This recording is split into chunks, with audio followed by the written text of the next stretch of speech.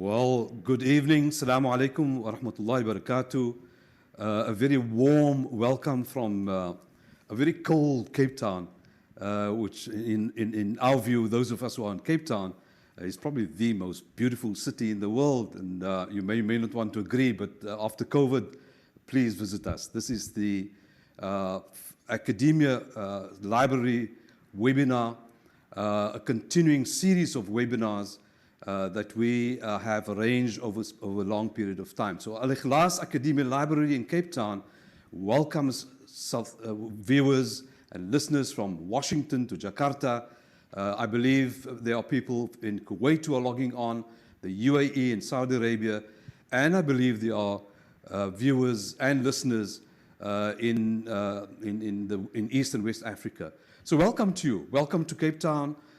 Please visit us when you are around, particularly visit the Academia Library in one of the suburbs called Lansdowne in Cape Town.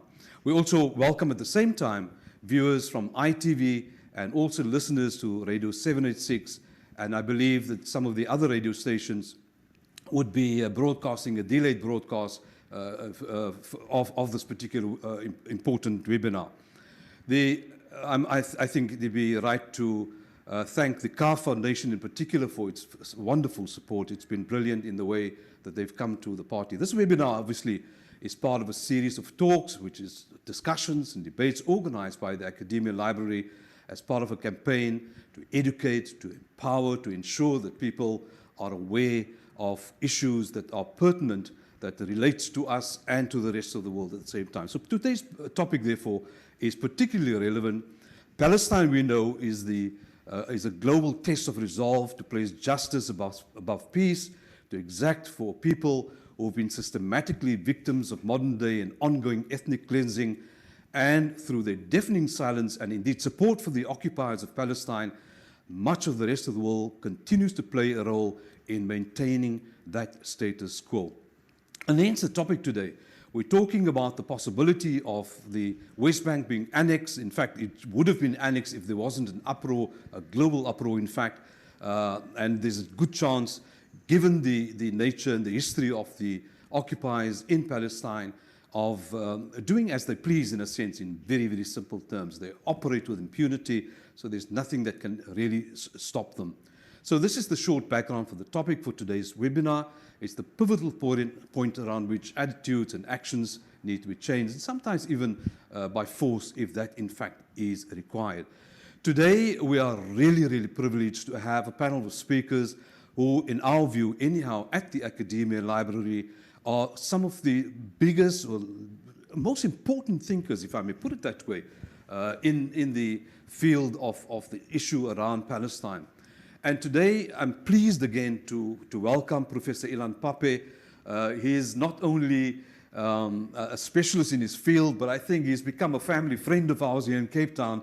And as usual, he threatens to visit us again, and we're hoping that we will see him in Cape Town soon. So Ilan Pappe was born in 1954, is an expat Israeli historian and socialist activist, professor with the College of Social Sciences and International Studies at the University of Exeter in the UK, and obviously director of University's European Centre for Palestine Studies. Professor Pape was born in Haifa, in occupied Palestine. He's written extensively, I think we all know that. The ethnic cleansing of Palestine is a very, very detailed document that he's put together, and I really recommend that people read this. Pape is one of Israel's new historians who, since the release of pertinent British and Israeli government documents in the early 1980s, have been rewriting the history of Israel's creation since 1984. In a sense, he almost blames the creation of Israel for the lack of peace in the Middle East, arguing that Zionism, in fact, is even more dangerous than Islamic militancy, and is often called for an international boycott of Israeli academics. Professor Pape supports a one-state solution which envisages a binational state for Palestinians. Then we have Dr. Ramzy Baroud. Dr. Baroud is a US Palestinian journalist, media consultant, author, internationally syndicated columnist, editor of Palestine Chronicle since 1999 until today. He is the editor, former managing editor of London-based Middle East Eye, and former editor-in-chief of the Brunei Times, former deputy managing editor of Al Jazeera Online. So he comes with lots and lots of experience. He's an author of many, many books. I was chatting to him earlier on about the Last Earth in particular, amongst others. It's a detailed study, in fact, a harrowing tale of the lives of Palestinians told by him after detailed research and discussions and interviews with Palestinians who describe their lives under the conditions that they find themselves today. Dr. Baroud has a PhD in Palestine Studies from the University of Exeter and was a non-resident scholar at the Ophelia Center for Global and International Studies at the University of California. He has been giving talks, as has Dr. Pappe, obviously, Professor Pape, has given talks in over 30 different countries over the world. Then we have Dr. Anwah Nagia.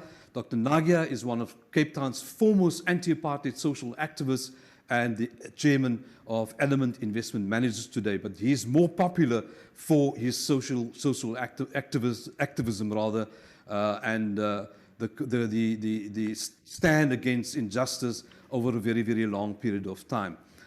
He is chairman of various NGOs, which includes the Musadafin Foundation, which is one of the largest relief feeding schemes in the country that reaches almost over 1 million people. Dr. Nagia has been involved in many contemporary national issues and has been outspoken on various topics. He has given talks in Sweden, Denmark, the UK. He's been in Australia and in the Far East for a very, very long period of time. He is also the founder of the CAF Human Rights Center, which today incorporates the Palestine Museum. That is Dr. Anwah Nagia. So, gentlemen, welcome to today's session. The program for today is as follows. We're not having a debate. We're looking to explore the relationship between continued ethnic cleansing of the Palestinians, particularly Netanyahu's dance with annexing the West Bank, with the pandemic of racism, and then also for looking for next steps. Professor Pape will introduce the talks for tonight. We'll give each speaker about 15 minutes.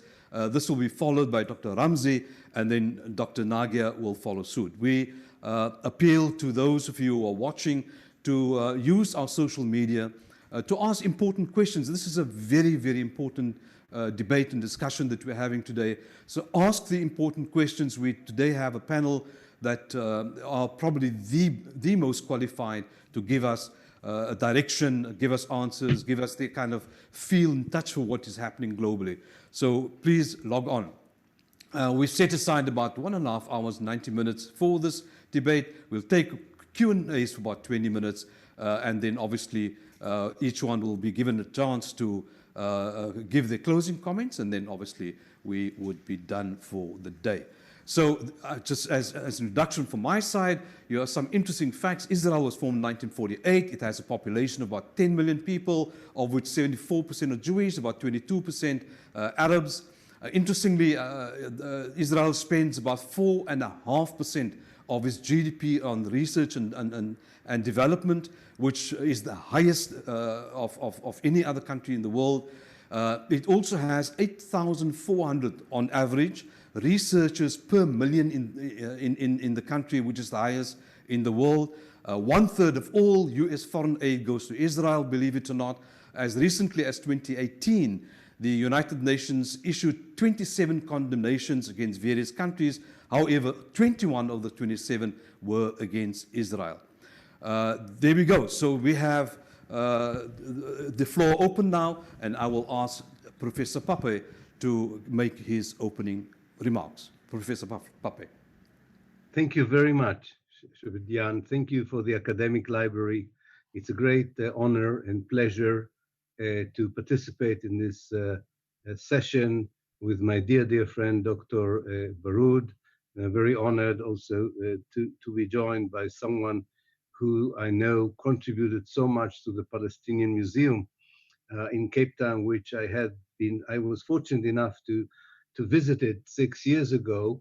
I think it was still a construction site at the time, but it looked very promising, and I understand that has taken off, and we need such museums all over the world so that especially the younger generation would understand what happened and what is happening in Palestine. So it's a great, great pleasure to join you.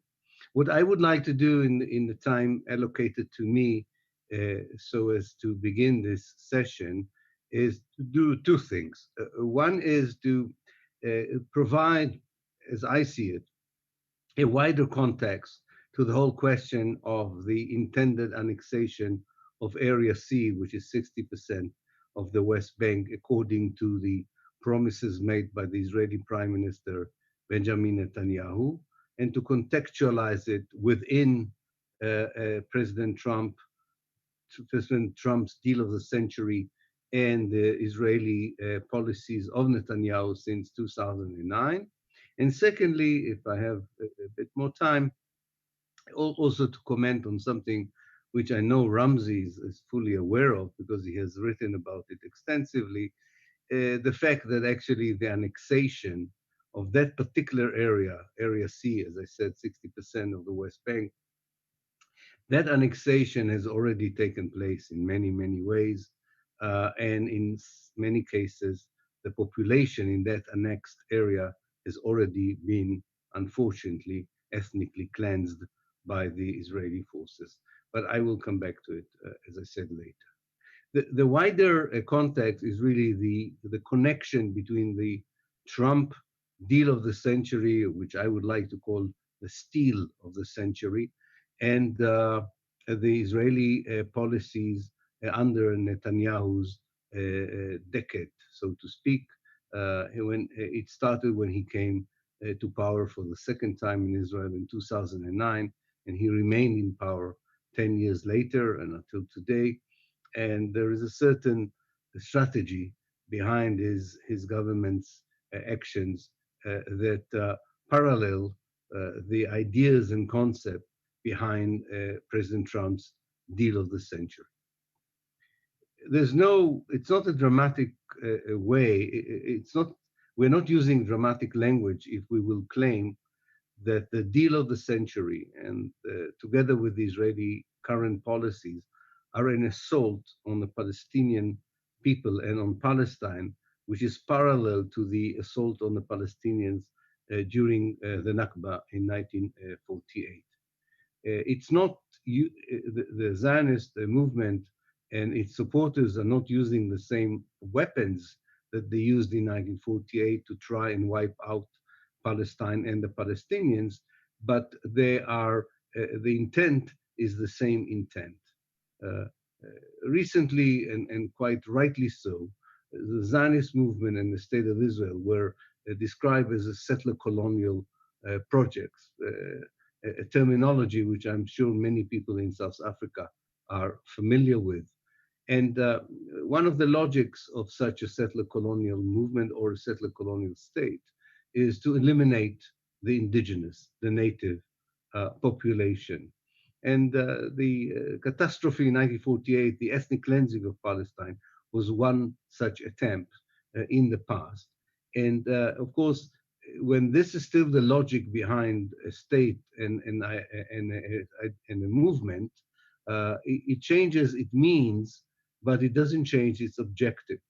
So in the 21st century, the elimination of the Palestinians, the wish to get as much of Palestine as possible with as few Palestinians as possible is being attempted by different means from those experienced with in the past. The thrust of the effort this time by the American administration, by the Israeli government, and by those who support them, is to depoliticize the Palestine question, to try and convince the world that actually there's no political issue in Palestine. There might be some economic issues. There might be some humanitarian issues, but they can easily be solved by funding, especially from rich Arab countries. That was the gist of the message of Jared Kushner in the Bahrain conference that was meant to sell the deal of the century to Arab regimes, which he succeeded or not, time will tell. Now, part of the depoliticization, part of this attempt to say there is no Palestine in political terms, in national terms, there is only some communities who need some economic or humanitarian help. Part of that attempt has already been had been done by other means before the deal of the century was published. For example, the recognition of Jerusalem as Israel's capital, the American recognition, of course, of Jerusalem as Israel's capital, the transfer of the American embassy from Tel Aviv to Jerusalem, recognizing the Jewish settlements in the West Bank as legal, the removal of the PLO delegation from Washington, just to mention few, and I'm sure that many of you know other steps that had been taken, were meant to send this message that since there is no political issue, there is no ground for political demands, whether it would be the Palestinian demand for self-determination, a demand for independence, or demand for the Palestinian refugees' right of return. On the Israeli side, their role in contributing to this depoliticization of the Palestine issue is, first of all, on the ground by annexing more territory, by deporting Palestinians, by putting pressures on Palestinians to move into enclaved small Bantustans, and by pushing more settlers into the occupied West Bank through the siege on Gaza, and by a series of apartheid laws that the Israeli parliament, Knesset, has passed ever since the year 2000, and there are too many to enumerate, but each one of them really shows that the only way to regard Israel as a whole, not just in the pre-67 borders, and not just in the occupied territories, as a proper apartheid state that, according to international law, is illegal. One interesting dimension of the Israeli attempt to join the Americans in depoliticizing the Palestine issue is the fact that Israel is now attacking the Palestinian narrative through its own archives. As mentioned before, some of us were able to corroborate the Palestinian narrative of what happened in 1948 by looking at Israeli documentation in the Israeli archives about the deeds and policies and indeed the crimes of the Israeli army in 1948 and since 1948. Israel has, in 2016, closed its archives, closed the documents that pertain and deal with the Nakba, with the 48 catastrophe, and they are not accessible anymore. And it was interesting that the persons responsible for this act said to local newspapers very openly that the idea is that if people will not be able to reach this kind of documentation, maybe it would invalidate the Palestinian claim that there was a catastrophe, that there is an Israeli responsibility for the Palestinian refugee problem, or that there is indeed a validity for a narrative that sees the Palestinians as the native indigenous people of Palestine who have been dispossessed and are still being dispossessed by the settler colonial movement of Zionism and the state of Israel. So I think that this is something that we need to take very seriously. I know that Trump is not taken seriously. He's a buffoon. He's a real idiot. But nonetheless, he is at the head of a very powerful country that can persuade Arab rulers to join him and can even persuade some Palestinians to join him, not to mention the feeble European countries. And this assault is very dangerous. It could be, it will be resisted and could be resisted but I think we should be fully aware of its existence as a proper plan to complete in many ways what was attempted in 1948 during the days of the Nakba. Therefore, I think that it is very important to join the condemnation in the world about the Israeli intent to annex Area C. But this should be done with the knowledge of the role of that annexation in the wider picture, as I've tried to portray it. And secondly, to understand that this is a symbolic act. It's not a practical act in the sense that the areas we're talking about, whether it's the Jordan Valley, whether it is Masafir Halil, Masafir Yatta, I'm sorry, the south of the Hebron Mountains, or the greater Jerusalem areas, are areas that Israel has already unilaterally taken and has already imposed such pressures on the local community that many of them had to leave or are in the process of being unable to sustain and be steadfast and stay there. And this is very important to note and not to wait for the Israeli declaration with any action that one wants to take to stop it. This action should be taken now, not be taken when this supposedly official annexation will take place. Finally, and with this I would end, I want to not to end my at least contribution on a pessimistic note. I think that there are some very positive developments in the world that should help us to create a counter deal to the steal of the century.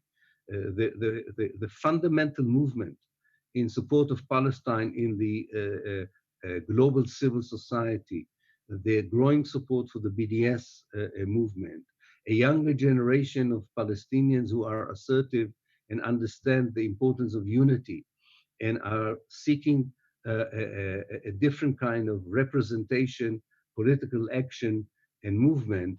And finally, I think that we still need, in order to bring it all together into a powerful counter move, we need to redefine the Palestine, not we, the Palestinians have to redefine the Palestinian liberation project so that it would adapt to the 21st century. And it has to be based on the idea of a democratic state in historical Palestine. And we should bury as deep as possible the two-state solution, the discourse about it, the continued conversation about it, the continued engagement with it is actually a huge obstacle for a new strategic thinking on the Palestinian side, which everyone who supports them and is in solidarity with them is craving for, so that we could put something there despite the powerful coalition that faces us, so that Palestine and the Palestinians would not could continue to be victim of colonization, dispossession, and ethnic cleansing. Thank you very much.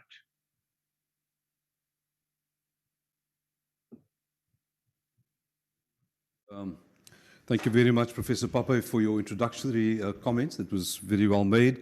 But I was just a short kind of resume on the introduction.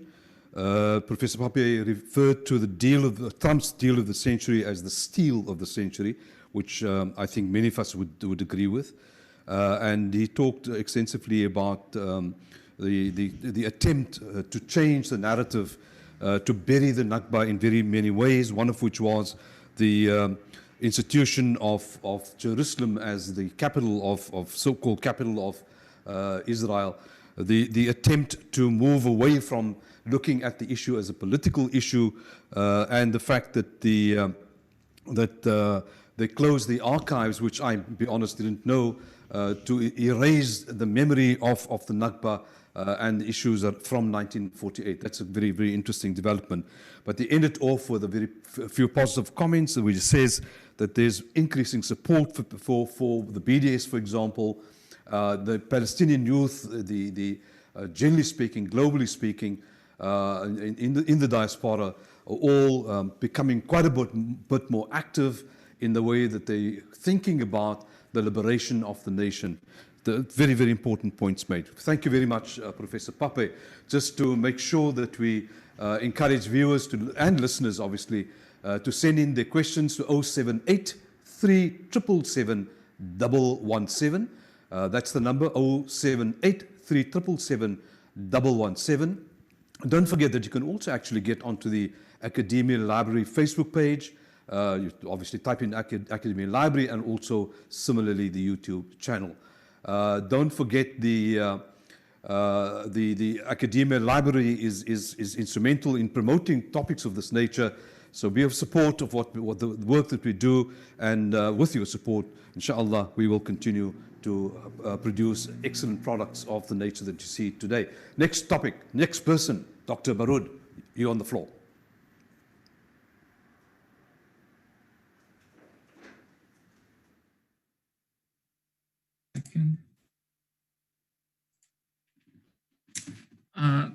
Hello, good evening and good morning to those who are listening to me in the US. Assalamu alaikum. It's a great pleasure to be speaking at the Academia Library again, even though if this time it's only virtual. Inshallah, we'll get the chance to speak there someday soon in person. Thank you very much to Dr. Ilan Pappe for his excellent framing of the issue, as he always does. Just for those who might not know, although I did try to promote it as much as possible, Professor Pape was my supervisor for my PhD program. So it's going to be really tough for me to disagree with anything he said, although I won't anyway, but just to be on the safe side. Today I'm going to be talking about the United Nations and the European Union and their response to this annexation scheme. And it's really quite an easy subject to discuss because there's really very little to say. It should take me about 30 seconds, 45 seconds top to sum up their position. But I think it's very important to not to present the issue on a pessimistic note. I think there is a conflict that is building up within the United Nations and within the European Union, although to a lesser degree. We know that prior to the Oslo Accords, or particularly the Madrid talks in 1991, there has been this kind of two elements that control the Palestinian political discourse within the international arena. One is the United States and their supporters and all of these other Israeli benefactors in the West, and the other is the United Nations as presented in the General Assembly. There is much to say about the support of the General Assembly for Palestine, even though it has been impractical in the sense that it never really yielded anything tangible on the ground, because with all the important moral influence of the General Assembly, they have been quite insignificant in overriding the American veto at the Security Council. So it's kind of, we've been stuck in this position where the vast majority of the globe have been, especially in the Southern Hemisphere, have been supportive of Palestinians. Yet on the other hand, you have the United States, Israel, oftentimes Micronesia and a couple of other little islands in support of Israel. Yet here you have it, the US veto won every single time.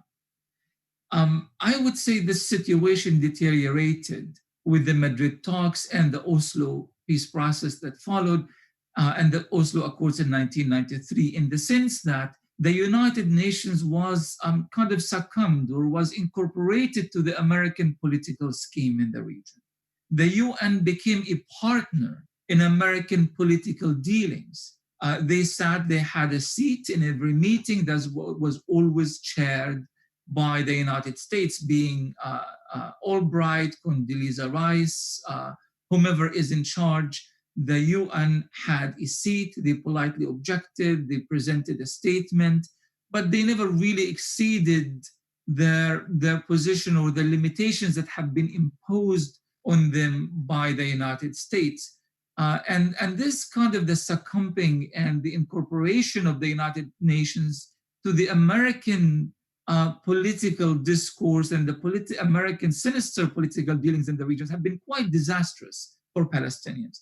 Now, as Edward Said used to always argue that always start with self-criticism before you criticize others, I would rather, start with criticizing the Palestinian Authority and the Palestinian leadership that did, in fact, help sideline the United Nations. And I would say the entire Southern Hemisphere that have always showed great deal of solidarity with Palestine throughout the decades by basically putting all of their eggs in the American basket, if you will. So instead of appealing to Johannesburg or Pretoria and Brasilia and Delhi, they focused almost solely on Washington, London, of course, Oslo, Madrid, Paris, and so forth. That has harmed the Palestinian people a great deal because it changed the centers of powers of support for Palestinians. I've had the pleasure of visiting several African countries throughout the years, but particularly last year, I've been to Kenya, I came back to South Africa, and it was really quite disturbing to see how within the African intelligentsia that has always stood on the side of Palestinians and always saw themselves as standing in solidarity with Palestine, they began shifting their views.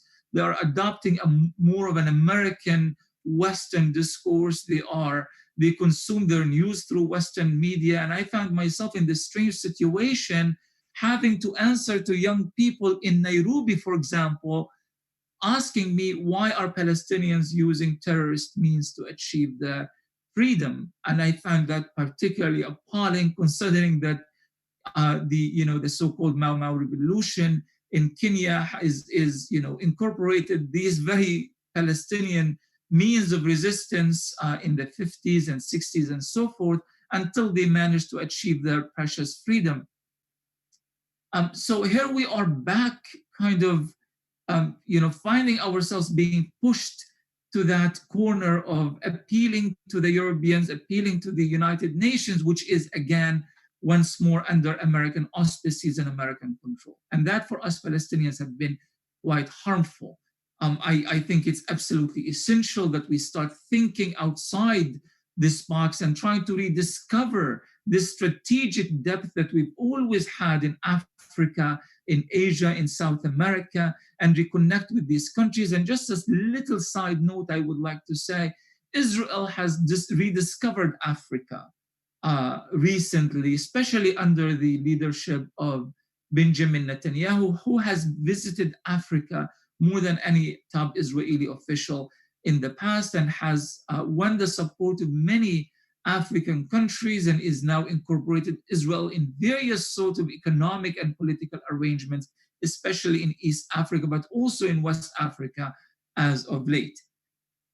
As far as the United Nations is concerned, now that it is a partner in the US peacemaking, or it has been a so-called partner in US peacemaking for many years, with the deal of the century, the UN is finding itself in this quite curious and precarious position, in the sense that the entire political philosophy of the United Nations in the last 20 years has been predicated on Oslo and the peace process and the negotiations table and the painful compromises and the entirety of this sad, pathetic discourse.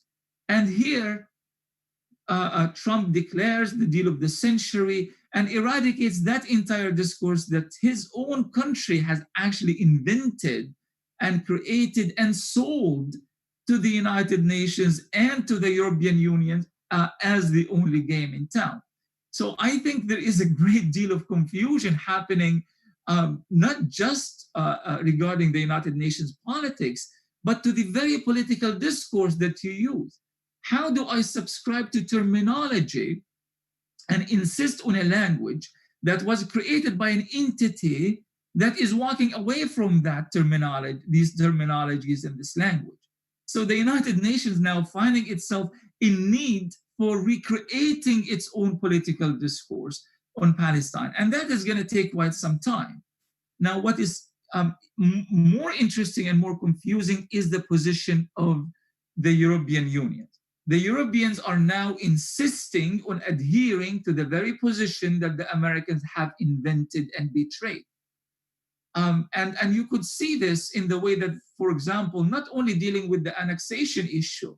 I mean, if you look at the Israeli position, the European position on annexation is so confusing. I mean, Reuters had this statement recently, or this report recently, that says, looking into internal documents of the European Union and examining positions of various EU members and conducting interviews with top officials from EU countries, they discovered that there is no clear position on annexation. How can that be possible? We are talking, as Professor Pape talked earlier, and really it was no exaggeration to argue that this is another Nakba, or in a sense a continuation of what we call a Nakba al-Mustamirra, the continued Nakba of 1948. How is it possible that a country like Germany or France, for example, are not aware of the fact that that 70 years after that original catastrophe and the original ethnic cleansing of Palestine, they haven't actually evolved in their position that they are ready to condemn this transigence on international law immediately and impulsively. And yet here we are once more dealing with the same reluctant positions, trying to find polite language, blaming both sides equally, telling us Palestinians, don't use insightful language and violence in dealing with this issue, and so forth and so on, as if nothing has changed. As if 70 years, not only of ethnic cleansing and then military occupation and then continued ethnic cleansing and settlements, but massive wars on Gaza that have killed and wounded literally tens of thousands of people. Yet the European position is still as pathetic and embarrassing as ever before. And you would say, well, maybe this is the need for politics. Maybe they don't want to appear to be too strong as not, to disengage with Israeli diplomacy altogether. They want to keep lines of communications, political bridges open. Fine. Even if we accept that argument, how can we accept the fact that the European countries are themselves, especially Germany, are lobbying at the International Court of Justice at the moment, telling the ICC Palestine is not a state, therefore the International Criminal Court rather has no jurisdiction over Palestine, and therefore they cannot take Israeli war criminals to court, and they cannot investigate alleged war crimes in Palestine. And of course, I use the word alleged here for legal purposes, but we know that numerous and tremendous war crimes have been committed and are being committed in Palestine as we speak. This is the position of the European Union. Not only they are failing to develop an actual strategy to deal with annexation, and again, referring to what Ilan has said earlier, that annexation has already taken place for all intents and purposes. We are also only talking about the formalization of that annexation. In other words, de facto annexation has happened. Now we are talking about de jure or de jure annexation, as in turning it into something formal and legal only per Israeli laws and of course per American political interest and diktats. So the positions of the United Nations need to change. We don't want the UN to revisit the international law. We are very clear on that. We are clear on Palestinian rights under international law. We want the United Nations to break away from the redundant entire discourse. Find something else, United Nations. Find a new language. Develop your own political discourse that will eventually liberate you from this American hegemonic political discourse that is not even respected by the Americans themselves. As far as for the European Union, I find EU member positions a whole different stories. We cannot equate between the UN and the EU. The EU has been siding with Israel from the very start. Forget about the political statements that are really are just aimed at sustaining a certain political position that doesn't aim at achieving real results. The EU is saying more or less the position is annexation is wrong, and we need to go back to the method of we cannot go to unilateral decisions. We have to find a way to work together, and for Palestinians and Israelis to achieve a solution through negotiations. But what is that previous position? What happened prior to annexation? What is the status quo that preceded annexation? Occupation, apartheid, continued expansion of illegal Jewish settlements, a constant state of war and siege on Gaza. Well, for Palestinians, for us Palestinians, this is unacceptable either. You can't go, you cannot refer us to a status quo that was unjust and unfair to begin with. You have to develop your position into taking actual steps that would allow Palestinians and force Israelis to adhere and to respect international law. But on the contrary, what is the UN is actually doing is it is the largest trade partner with Israel at the moment. Not only a trade partner that channels tens of billions of dollars in the Israeli economy, but it's also a partner that is actually funding various Israeli so-called security projects as we speak. $59 million was the latest European contribution to the Israeli research that you spoke about, Professor, earlier on in your introductions. Now, you would say, well, I mean, the Europeans have their own researchers and their own scientists. Why do they need to go to Tel Aviv to fund their own research there? Well, the answer is simple. Because Israeli so-called security research is happening without any international, and of course, no legal or any ethical or moral accountability. Weapons are being experimented on the Palestinian people, are being experimented on Gaza in particular. The EU cannot afford the political fallout of doing these experimentations themselves in Europe, so that they ask their friends in Tel Aviv to do that dirty research. And the outcome is, indeed, Israel is now one of the biggest contributors to the surveillance system, systems that are being used by European countries to monitor refugees and undocumented immigrants and so forth and so on, all in the name of fighting terror. So we can't really think of the EU in any way as a partner, as a neutral partner in all of this. The EU sadly has sold out to Israel a long time ago. And this is once more my call on the Palestinian leadership to try to think beyond this limited scope of searching for friends in Paris, Madrid, and Oslo and London, and to look for friends elsewhere to expand their area of selections, their pool of selections, and to go back to Africa, to South America, to Asia, and elsewhere to mount a real coup, perhaps at the United Nations, so that the Palestinian discourse and the Palestinian narrative wins the support that it always enjoyed at the UN throughout the 60s, 70s, and 80s until the Oslo peace process came about. I'm going to stop it here. I think I might have exceeded my time, but I am sure that the discussion will take us a bit further afterwards. Thank you. Wonderful. Dr. Baroud, thank you very much for your contribution, and you made again some very, very telling points. We really appreciate your comments. One can see that the passion that you show for where you find yourself.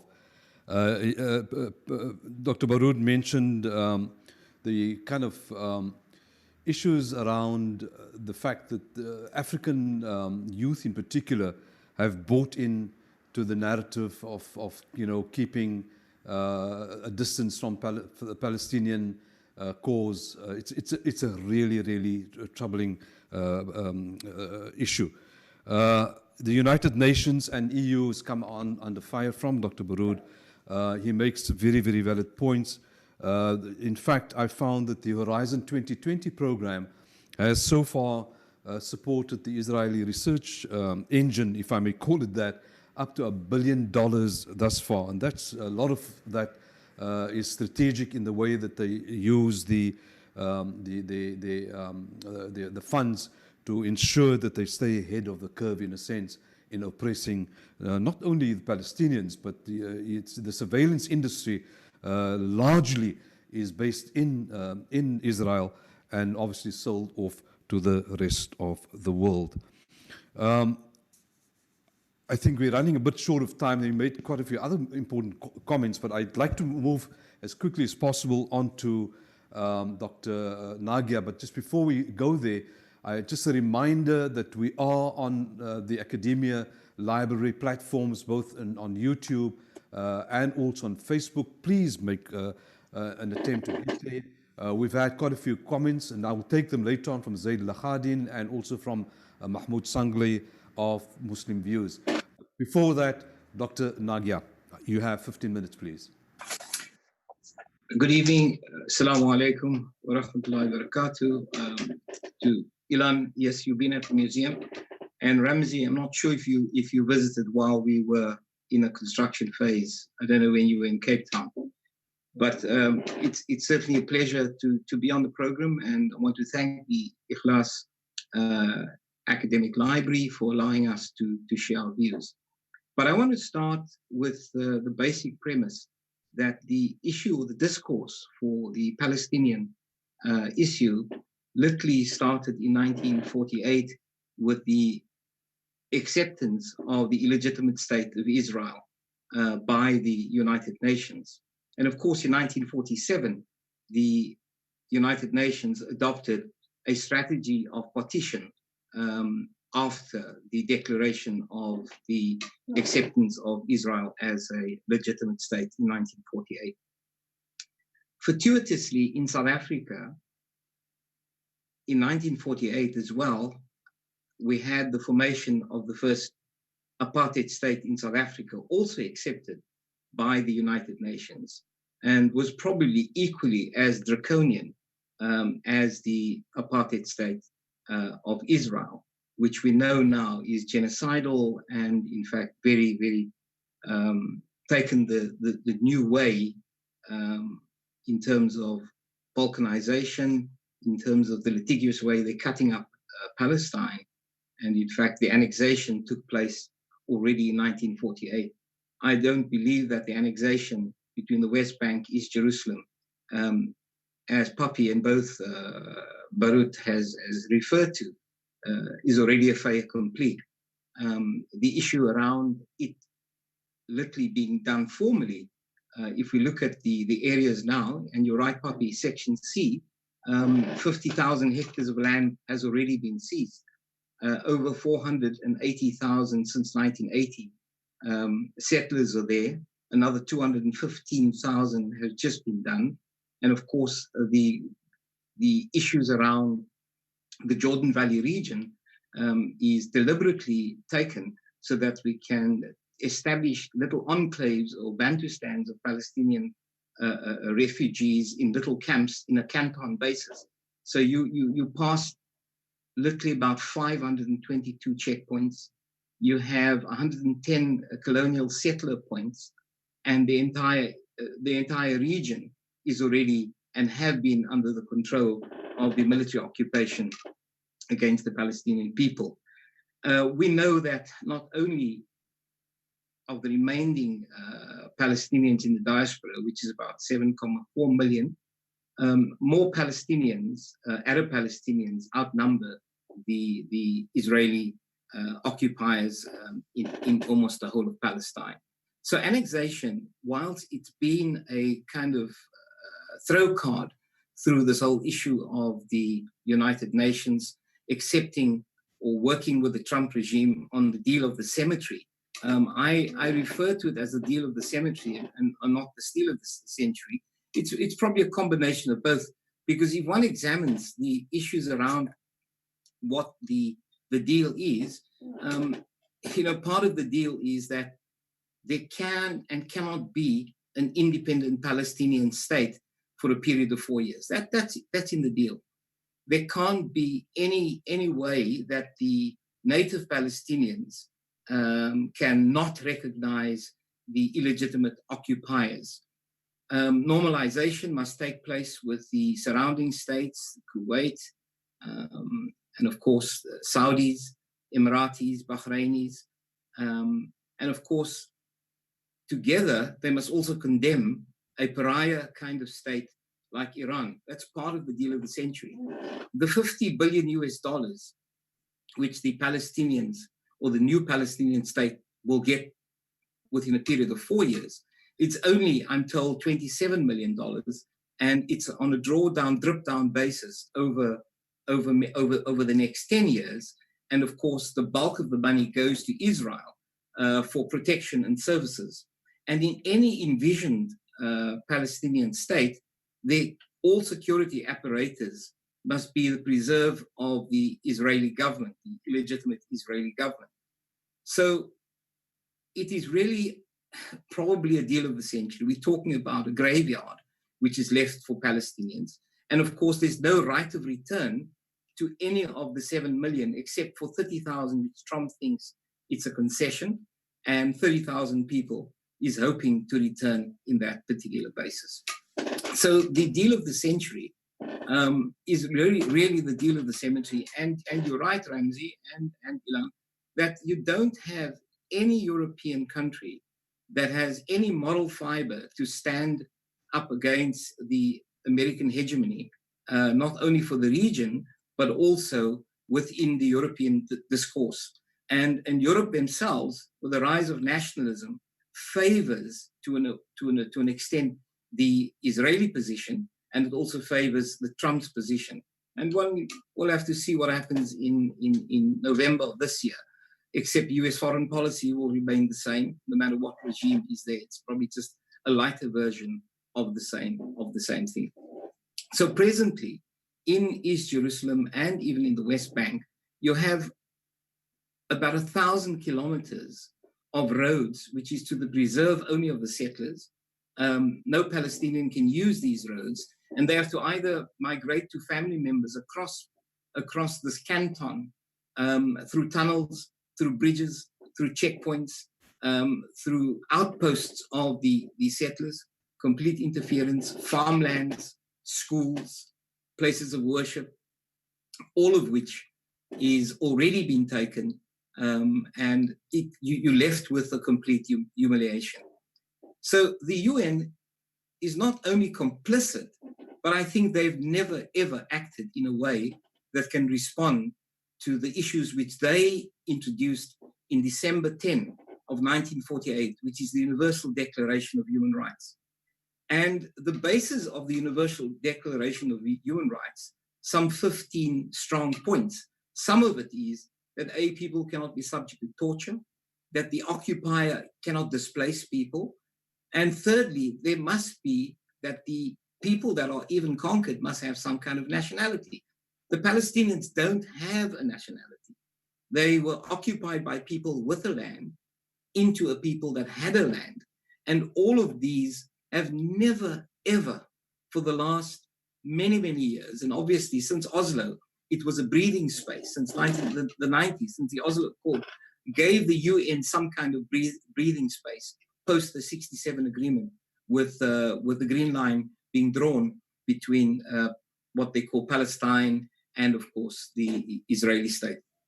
And year after year, the annexation of Palestinian territories have been taken, annexed.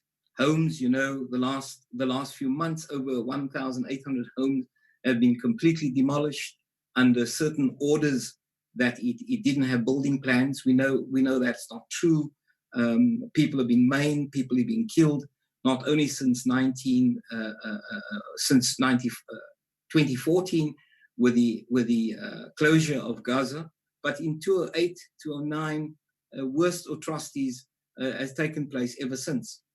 Gaza, you know, probably is only allowed 800 calories of food per day, water restrictions, water contamination, erratic electricity, places of worship has been bombed. The United Nations schools in Gaza have been bombed. United Nations officials have been killed. And yet they are silent in terms of their vociferous nature in which they can bring the US and its allies to some kind of resolution around the justice and peace for the Palestinians. Of course, Europe has got an organization called Friends of Israel, which almost 26 member states are part of. It's not only the 6 member states which is now been highlighted as the states that do not support the issues around annexation, namely Hungary, Czechoslovakia, Austria, and I forget the other 3 names. But to actually single them out is really not the truth. Is really not the truth. The UN, year after year, has adopted symbolic resolutions, even at Security Council, despite the fact that the US has a veto. Despite the Security Council, there has been no tangible action other than a lip service which they give to the American narrative. The idea, obviously, to expel the Palestinians is one aspect, but a total erasure is what the final campaign is. The Zionist project is stretching the whole of the region, and the more states they can balkanize, the better. So the war in Syria is an important front for them to busy Turkey. The war within the issues around Libya is to busy Egypt, and of course Ethiopia slowly will have wars with Egypt on the issues around the dam and the Nile River project. So what they're doing, what the Zionist project are doing, is not only destabilizing the native population within the Palestinian, within occupied Palestine, but also to destabilize the entire region. And therefore, I agree that the Zionist project is a greater danger to world peace than any other formations that are asking for justice in their own country. South Africa has a lot of parallels. Now, ironically, in 1948, despite the United Nations resolutions around the Universal Declaration of Human Rights, they've ignored all of this. South Africa was then born. South Africa was an apartheid state, but the South African apartheid state was pro the project to execute and to murder people within the Holocaust. Ironically, both Israel and South Africa became friends in their alliance about nuclear programs and how they're talking about the balkanization of South Africa. Now, we've seen what happened in South Africa, despite the balkanization of the 11 homelands, or Bantustans, as we know it now. The world accepts that these Bantustans were toothless and meaningless institutions that could never have any independence, their currency, their sovereignty, and of course, in the deal of the century, both air and sea is completely blocked. So there is no point of this deal of the century. It is a deal of the cemetery, as many and other commentators are pushing to it. So from my side, I think that both European unions and the United Nations are complicit. It's not only lip service, but they're complicit because there's a cowardice nature of pandering to Pax America and the Eurocentric approach to the Middle East question. Thank you very much, Dr. Nagia, for your comments. I'm rushing you a little bit because we're going to be losing our viewers on ITV at 8 o'clock because we only had 1 hour with them, but we will continue on Radio 786. It's live there, and obviously on all the other platforms such as Facebook and YouTube. Thank you very much, Dr. Nagia. You made some very, very important points. You started off by referring to the Balfour Declaration, which actually created the State of Israel.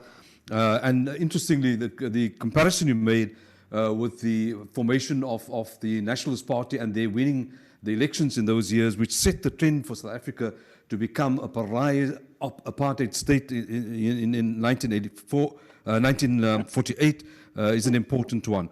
The comment that you make about it not being the deal of the century, but in fact the deal of the cemetery, is an interesting comparison. I think it really does give a kind of death blow to the efforts of those of us who are trying to right a huge wrong. So your comment there is taken. You also talked about the complicit behavior of the United Nations over the number of years with various actions that they've taken. You referred to the Human Rights Declaration and the fact that the United Nations has ignored its own rules, in a sense, if I may put it that way. So thank you very much for your comments. Now we're going to take a few questions. We've had some interesting questions. The first question came from somebody called Zaid Lakhadin. Can one of the panelists comment on how the United States' recognition of Jerusalem as the Israeli capital has specifically impacted and set back the peace process? What is the international community's response been? Professor Pape, would you like to take that one? Yes, definitely. I think the main importance of this American decision is that it is a total violation of the international law. All the decisions about Jerusalem from 48 onwards made it very clear that Israel does not have the right to establish a capital there, nor does it have the right to annex, as it did in 67, the eastern part of Jerusalem. And this is why most of the countries in the world do not have an embassy in Jerusalem, but an embassy in Tel Aviv. The American message here is that international law is a redundant issue when it comes to Israel and Palestine. And I think we should take it seriously, because there are still, I think, some naive people who believe that the salvation for Palestine is relying on the international law. I'm afraid that the international law never helped in cases of settler colonialism and would not help in the case of Palestine. And therefore, the way the struggle evolved against apartheid South Africa is a much better model for us in the future. So I think that's one aspect of that American decision and its impact. Another one is, of course, that it gives a carte blanche to Israel to take additional unilateral actions, which it already had done in Jerusalem, in Greater Jerusalem, also around the holy places in Jerusalem.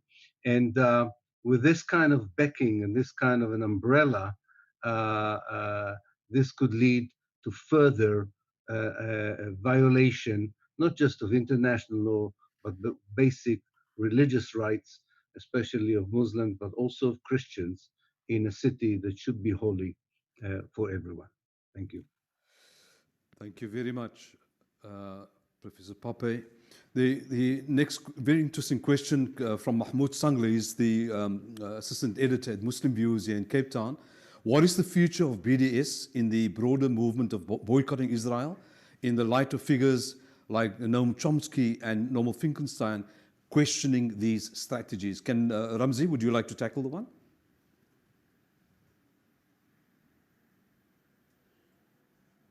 Yes, absolutely. But first, if you don't mind me just saying very, very briefly about the American recognition of Jerusalem as capital. It is so important that we don't kind of put all the blame on the Trump administration, as if the US position regarding Jerusalem was quite progressive and fair from the very start. I mean, let's not forget that in 1992, it was Bill Clinton that actually admonished the George W. Bush administration for not doing enough to ensure that Jerusalem remains the undivided and eternal capital of Israel. That's the progressive, so-called progressive American president in 1992, which pushed the Congress in 1995 to actually recognize Jerusalem as the undivided and eternal capital of Israel, giving the administration a 5-year period to make sure that that happened. And every 6 months, one US administration after the other merely postponed the will of the Congress until later on. So when Trump came and he just nipped it in the bud and said, listen, this is the eternal undivided capital, he's not inventing anything new. This is a position that has been articulated by every American administration from the very, very start, but but really, most visibly from the early 1990s under Bill Clinton. That said, regarding BDS, I don't think there is any other space, or there is any, with all the respect to Chomsky and Finkelstein, who I have immense amount of respect for them and their scholarly contributions, and I can only consider myself a student of these two intellectual giants. But that said, I don't think there is even a debate, or should ever be a debate regarding the boycott of Israel at every possible level to be the model to use at the moment. Not only because we know it worked in the past, and we know that South Africa is quite often the example to cite, but there are also other examples in other parts of the world as well, in which this kind of disengagement and isolating the criminal party, the apartheid states, the colonialist regimes worked in the past. We know that. But in the case of Palestine, in context of the discussion we just had, when the United Nations is walking away from its responsibility and failing to even articulate a meaningful political discourse, let alone follow that with any actual action, and with the EU paying lip service to peace while funding the Israeli terrorist so-called security apparatus, and sadly with the Southern Hemisphere being marginalized entirely from this discussion and this debate. So what other options do Palestinians actually have? I mean, they did go to the fence, to their credit, in Gaza, and they protested in one of the greatest acts of popular defiance anywhere in the world in the last few years. And they were gunned down by Israeli snipers, despite the fact that they are unarmed and protesting peacefully, killing hundreds of them and wounding thousands of them. And still the world did not do anything to hold Israel accountable for this. To the contrary, the EU and the Americans are saying Israel has the right to defend itself. So what other options do we have if BDS is not the way to go? I'm not saying BDS answers all the questions, and I'm not saying that we have reached a conclusion that would allow us to define BDS perfectly. It's work in progress. But it is a method, and it is the tactic, and it has to be used, it has to be explored, but there is no deviation from that method. It's the only way that we can galvanize civil society around the world in one unified stance against Israeli apartheid, and there is no walking back from that. Thank you very much for your comment there, Dr. Baroud. There's another question from Bashir Sakrani. It's a comment more than a question. It's the narrative that has been taken away from the Palestinian people.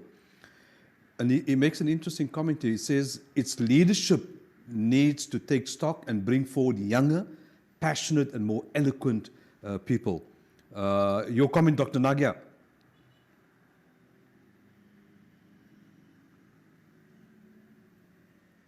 Yeah, thank you. First of all, I accept the fact that we have a various range of terrains of struggle. I will just comment on the BDS movement.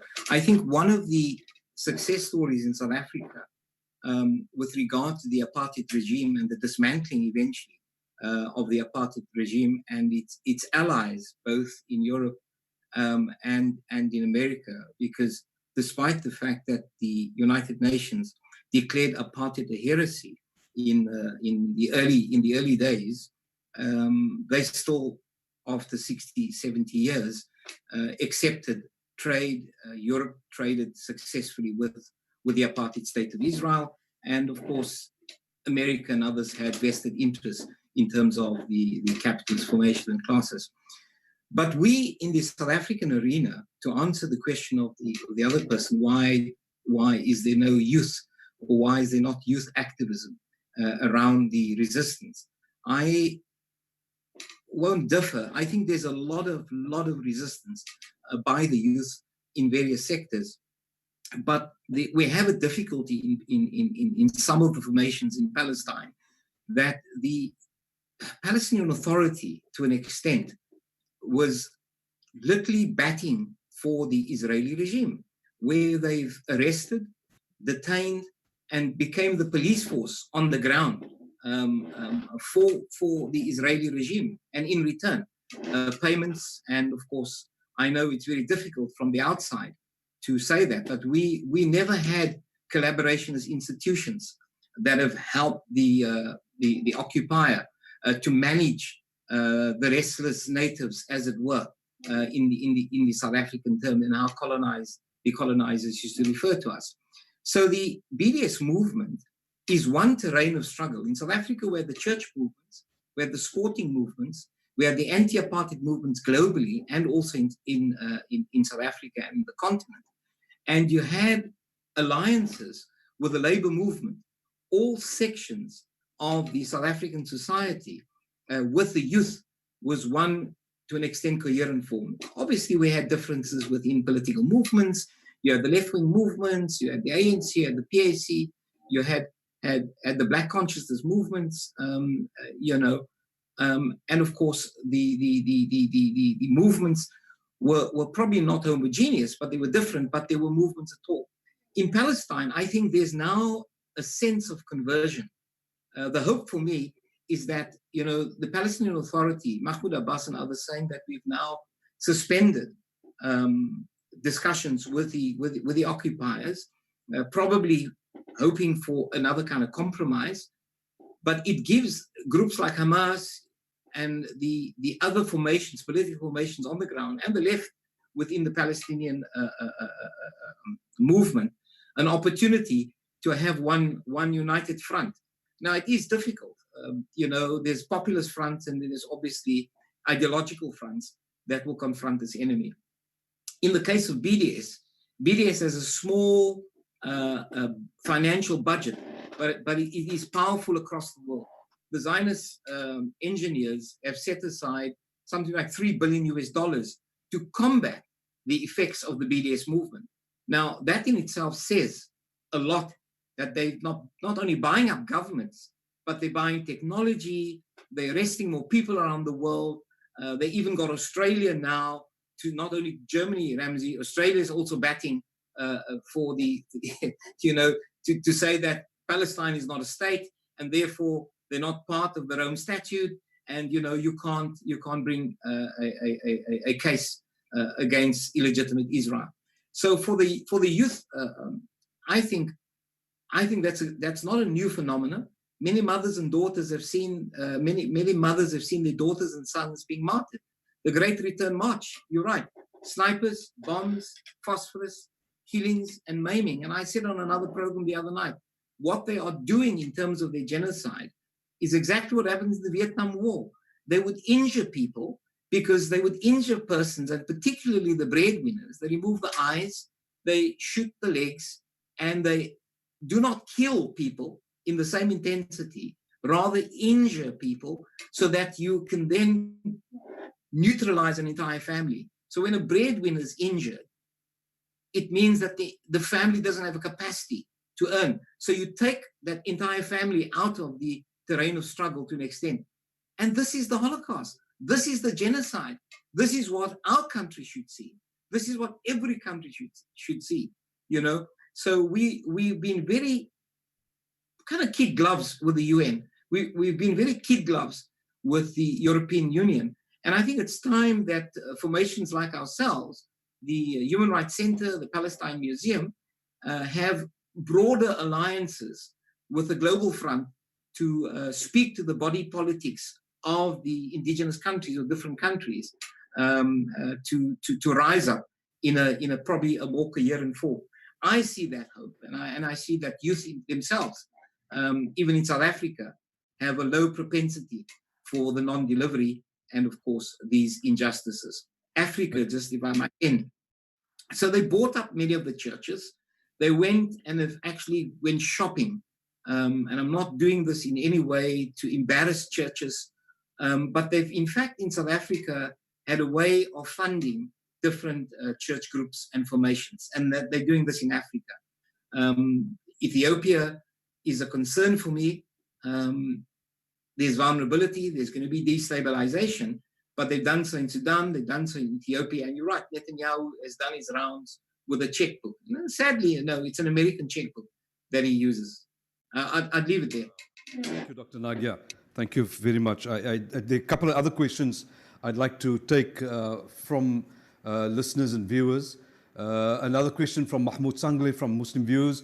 How well is the Palestinian struggle aligned with the cause for intersectionality with the struggle for justice by the broader progressive movements, globally speaking? Professor Pape.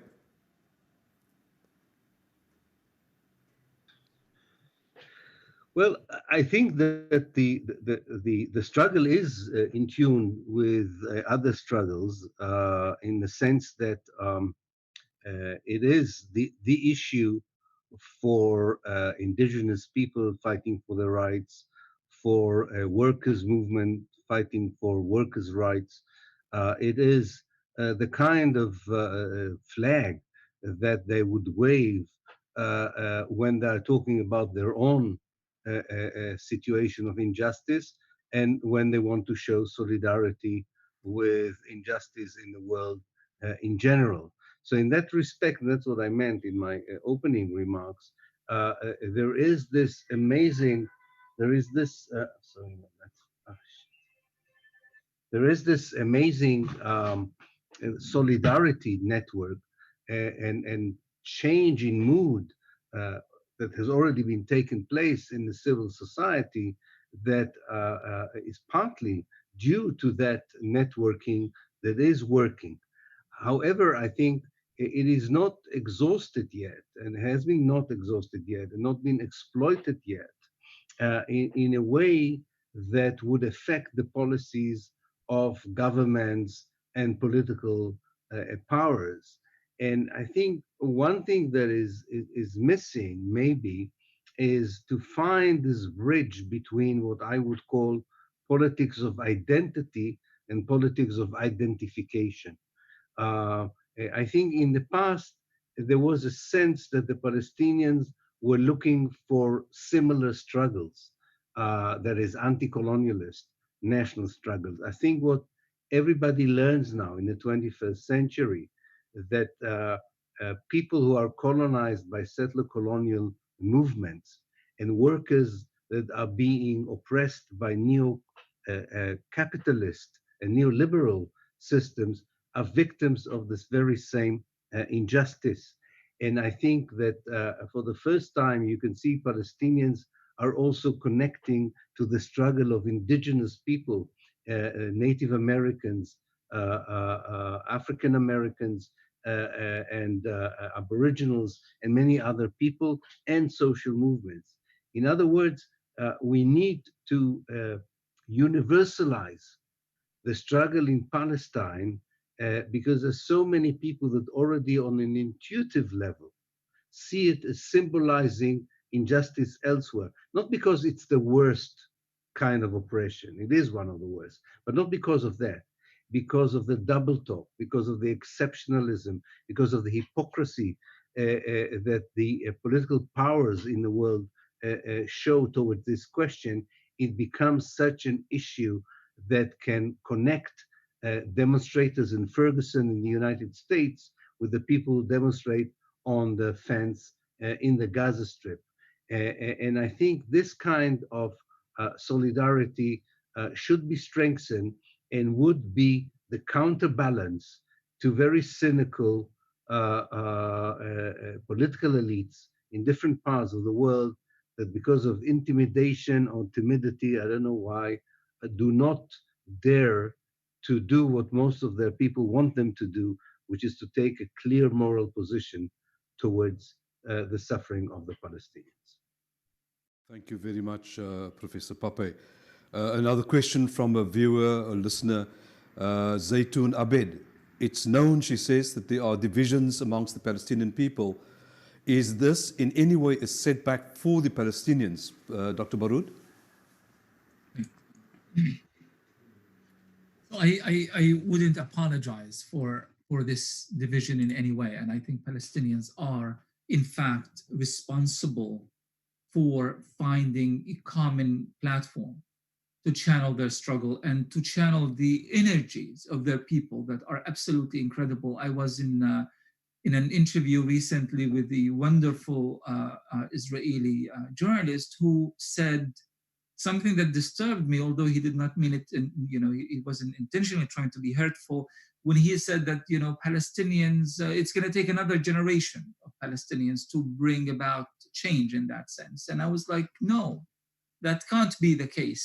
The current generation of Palestinians and the previous generation and the coming generation, they are all extensions of the same popular struggle that has been taking place since the 1920s and 30s of the previous century, and it's going to carry on.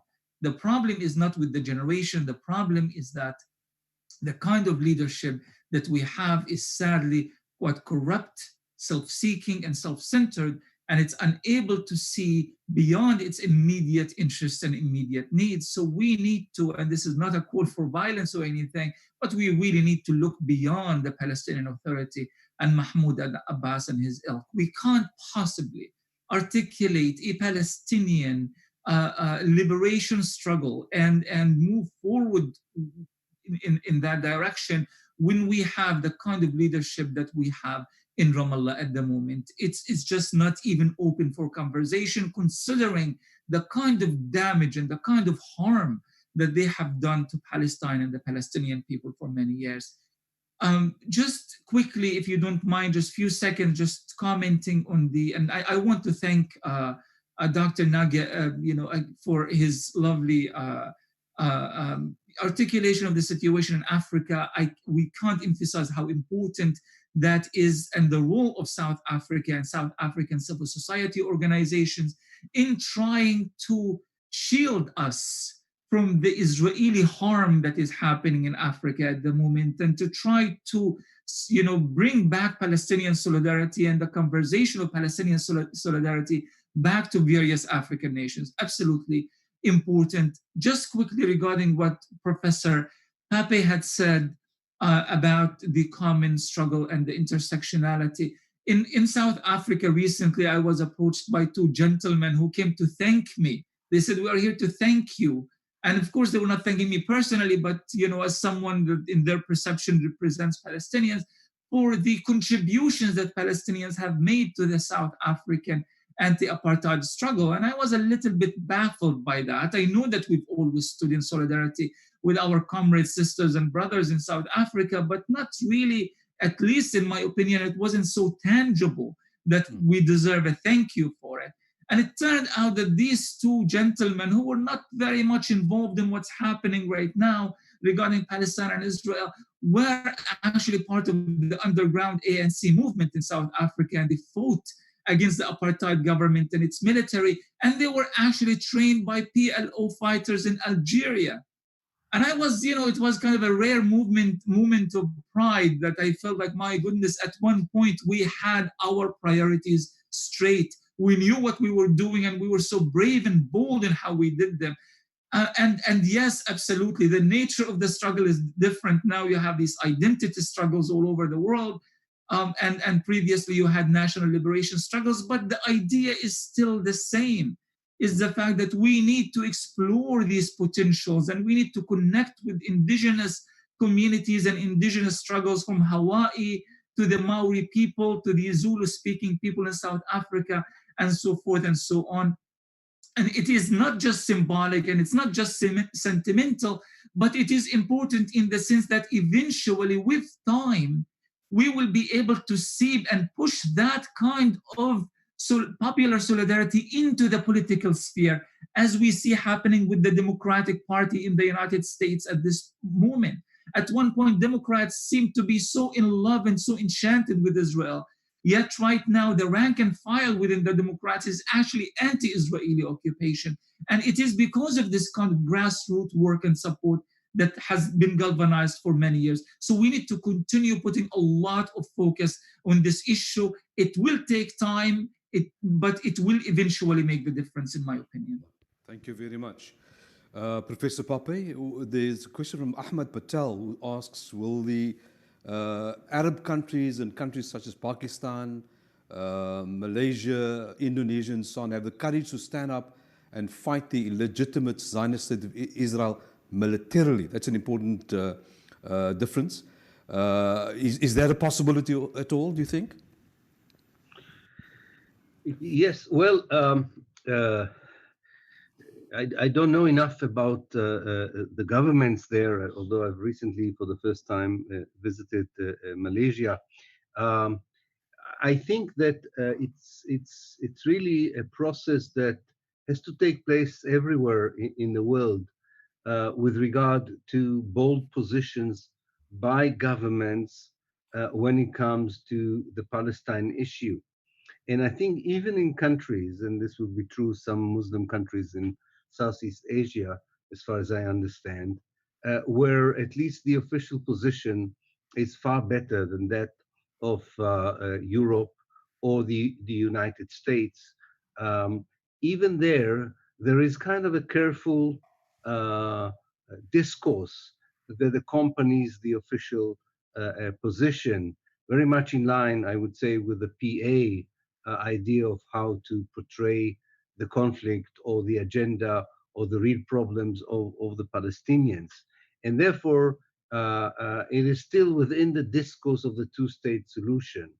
And I think that although there is a genuine wish behind it to help the Palestinian liberation struggle, I think that unwittingly, these kinds of position do not challenge the real or do not confront the real issue at hand, as I put it before that what we have is not the problem we have is not the occupation of the West Bank only, or the siege on Gaza only, or the apartheid regime that is imposed on the Palestinians in Israel, or the refusal of Israel to allow the Palestinian refugees to return.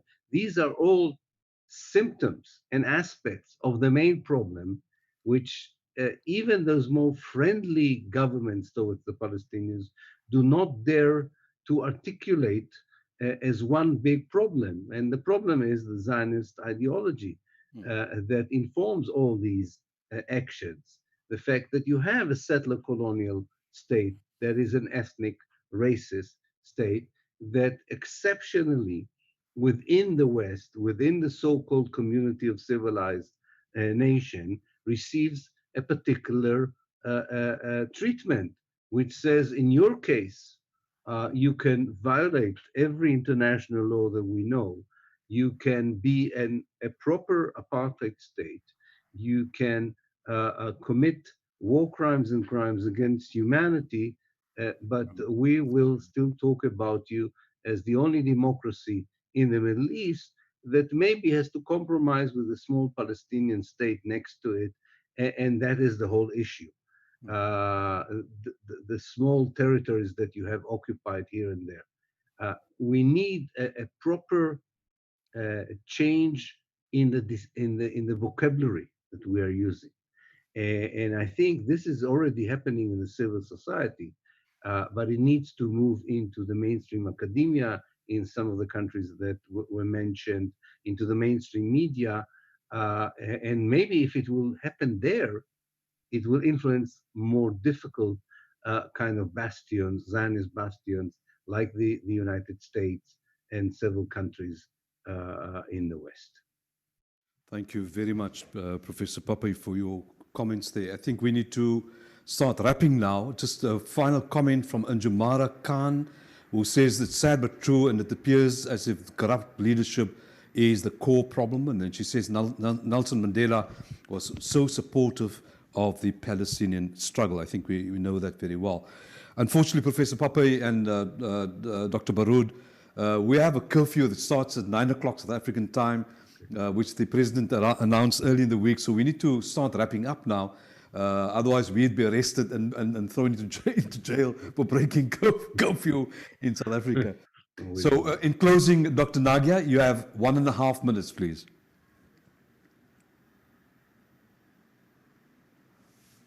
Because it's just showing that I'm muted.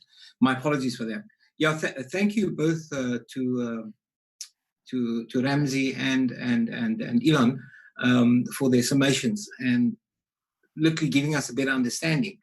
But it's safe to say that we as South Africans, we have to have an international solidarity with all nations that are fighting colonial occupation and oppression. And the reason why we at the Human Rights Center has focused on Palestine more than others, not that we're leaving out others, it's the largest example in the world where there is a genocide taking place, and of course the issues around complete erasure of a people's memory, relegated to encyclopedia. Google Maps just removed Palestine, and this issue is accepted by the so-called free world. It's accepted by people that I would regard as friends. It's accepted by work colleagues that I think that Houdini is out now. We can't tolerate this anymore. In America, the Black Lives movements have made the correlation between Palestinian lives matter. So therein lies the hope.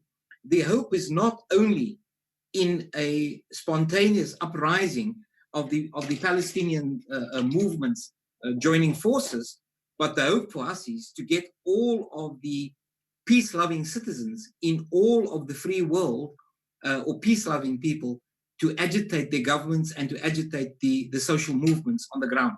And I think we are seeing that. And I think I agree with you, Ramzy, that you're seeing that in America. You're seeing it in parts of Europe. I know the Wall Street uprising at the time was crushed. And of course, we must just keep the momentum of the Black Lives Matter campaign so that that momentum can take traction. Lastly, in South Africa, the social movements are all attuned. We have a government which have a predisposition to support the Palestinians.